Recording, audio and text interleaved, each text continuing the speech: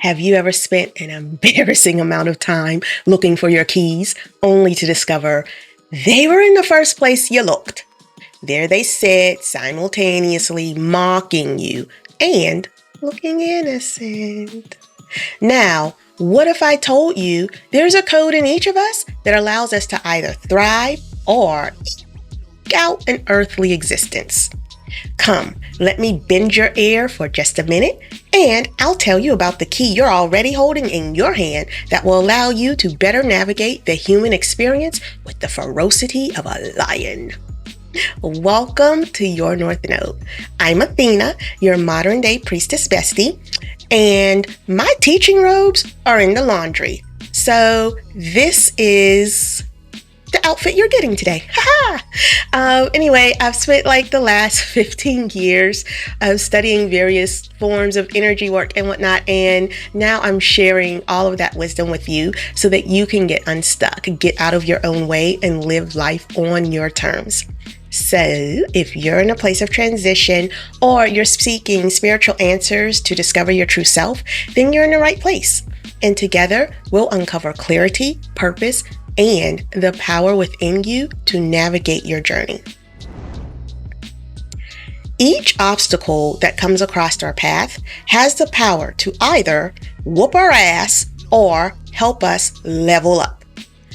Remember, no weapon against you shall prosper, but that doesn't mean you ain't gonna get mollywopped every now and then. So what do you do when it looks like you failed? Well, first, what were you fighting?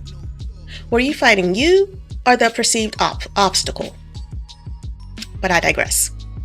You fought well as you knew how at your current level of consciousness. And now it seems as though all is lost. But you don't have the luxury of defeat. People are depending on you. Some of you have kids to take to school, you got employees to pay, you got partners to care for, and all of this must continue even in the wake of your most recent searing defeat. The battles we face in life often seem like they're against the world, against obstacles, failures, and setbacks. But the truth, the biggest fight is within. This is both a relief and, well, quite frankly, it sucks. On scheduled fights, you know when it's going to happen and who your opponent is. For us spiritual beings, it doesn't work that way. You could be minding your own business and then bam, somebody signed you up for spirit trials.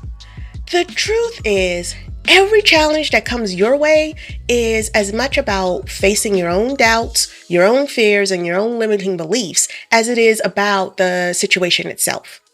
So know that when you're facing a true spirit trial and you're not just suffering from the consequences of your own actions where you knew better, but you chose worse, then know that you're already prepared or the trial wouldn't have shown up. When you stop seeing obstacles as walls and start viewing them as mirrors, reflecting what you're ready to see within yourself, you shift from simply reacting to learning. And that's when you find the power that's been inside of you all along. When force fails, try flow. Think of a river. It doesn't stop for rocks. It doesn't wrestle with them. It just flows around, over and under, adapting to what's in its way. That's resilience. It's not about forcing your way through, but rather finding the path of least resistance. Now, if you're anything like me, you're more of a flower that is determined to grow through that one crack in your driveway against all odds. And there's an affirmation that says, bloom where you're planted. And you know what? That's not inspirational. That's just toxic positivity. The best place to bloom is where the conditions are ripe for your growth. There is a time to invoke the energy of Mars and take on a righteous warpath, leaving nothing but wails and the smell of napalm at dusk in your wake as you march victoriously forward. Sometimes, though, you need to be a little more cunning and be more like an undetected water leak. If you've ever had water damage, you know how expensive and destructive repairs to your home can be. Both fire and water, they have the power to either destroy or heal. And knowing when to use which after a setback is part of your resilience code. And in that wisdom is freedom. Trust and believe there will be winning as long as you're willing to adjust. This journey also opens our eyes to our interconnectedness.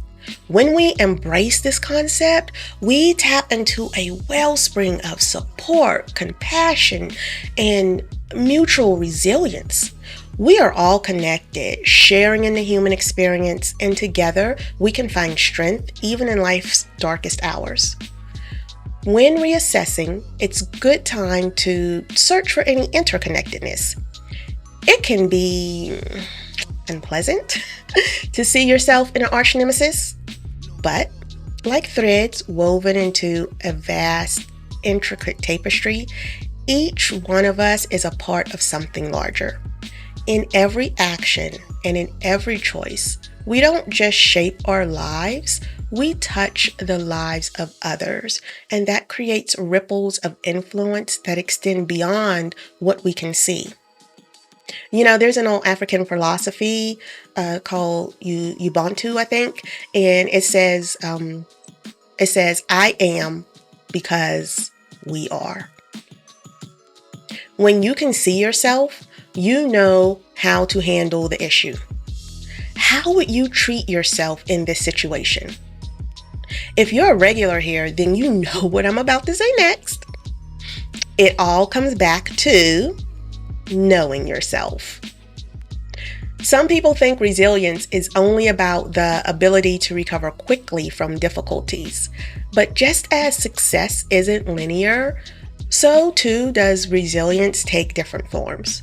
And sometimes it requires the ability to stand strong as a mountain, being unmovable. Other times you must hermit. You gotta recover, you gotta reassess, and you gotta redeploy. The key is knowing which form to embody and when. Well, here we are, having navigated the truth of resilience and the hidden code within us all.